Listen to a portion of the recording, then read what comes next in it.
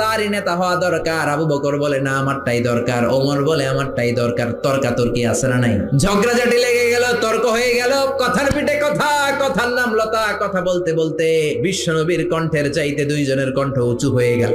বিশ্বনবীর গলার আওয়াজের চাইতে দুই সাহাবীর গলার আওয়াজ যখন উঁচু হয়ে গেল, আল্লাহ সহ্য করলেন না, ধমক দিয়ে আয়াত নাজিল করলেন, লা তারফাউ আসওয়াতাকুম ফাওকা সাউতিন নবী। খবরদার, আমার নবীর দরবারে বড় গলায় কথা বলা যাবে না। এই আয়াত নাজিল হওয়ার পরে সাইয়েদনা ওমর ফারুক বিশ্বনবীর কাছে যদি কথা বলতে আসতেন, ফিসফিস করে কথা বলতেন, নবী কিছুই বুঝতো না। বিশ্বনবী বলতেন, ওমর কি বললা? আর একটু জোরে বলো, কি বললা? বিশ্বনবী ইন্তেকাল করেছেন, কিন্তু এই আয়াতের হুকুম আজ বলবৎ আছে না নাই?